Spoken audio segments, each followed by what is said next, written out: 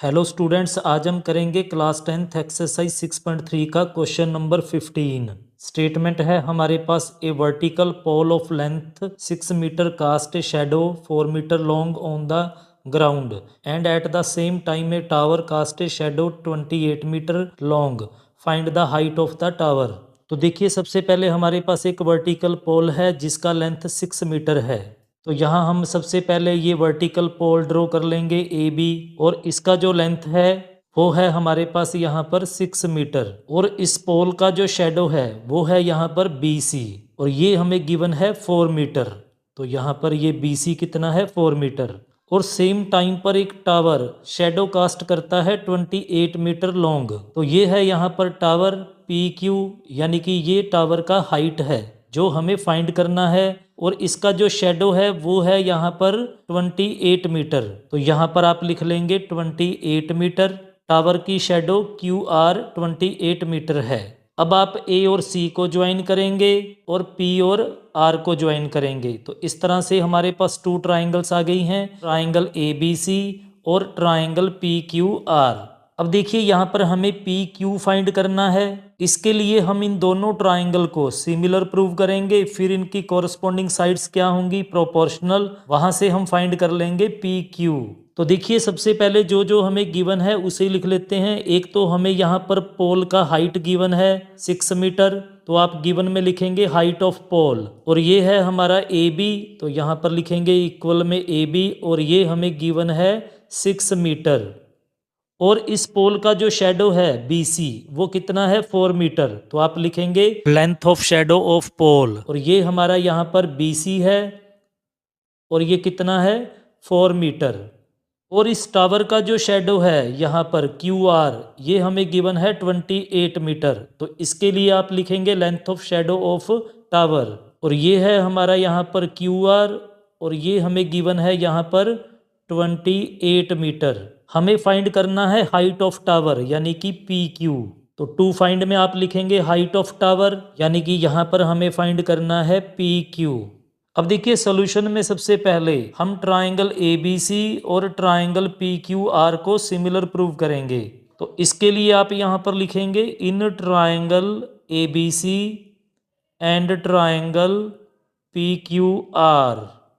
अब देखिए, यहाँ पर ये जो पोल है ये वर्टिकल है, यानी कि बिल्कुल स्ट्रेट है।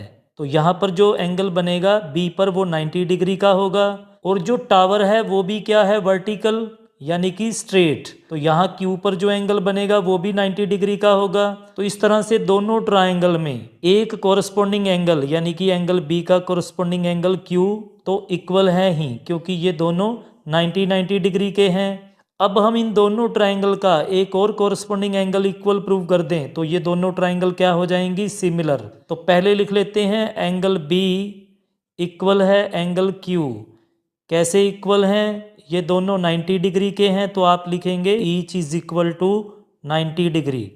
अब सेकंड कॉरस्पॉन्डिंग एंगल कौन सा इक्वल होगा, देखिए यहाँ पर एंगल सी का कॉरस्पॉन्डिंग एंगल आर, ये भी इक्वल हैं। तो देखिए कैसे इक्वल हुए एंगल सी और आर। यहाँ पर ये जो एंगल सी पर बनता है उसी टाइम पर, सेम टाइम पर यहाँ पर ये जो एंगल बनता है आर पर, ये सेम टाइम पर बनते हैं, यानी कि सन की रेज सेम टाइम पर इस तरह से पोल पर पड़ती है और ये शेडो कास्ट होती है, और उसी टाइम पर सन का जो रेज है वो टावर पर पड़ता है और ये शेडो कास्ट होती है।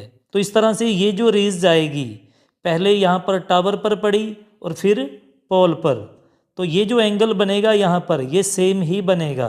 तो आप लिख लेंगे एंगल सी और आर इक्वल हैं, तो यहाँ पर लिखेंगे angle C is equal to angle R, और इसका रीजन हम यहाँ पर लिखेंगे angular elevation of the sun. तो इस तरह से इन दोनों ट्राइंगल के दो कोरस्पॉन्डिंग एंगल इक्वल हो गए हैं। तो अभी ये दोनों ट्राइंगल क्या हैं, सिमिलर। तो हम यहाँ पर लिख देंगे triangle A B C similar है ट्राइंगल पी क्यू आर। और कौन सा क्राइटेरिया यूज हुआ है, यहाँ पर दोनों ट्राइंगल के दो कोरस्पॉन्डिंग एंगल इक्वल किए हैं, तो आप लिखेंगे एंगल एंगल सिमिलैरिटी।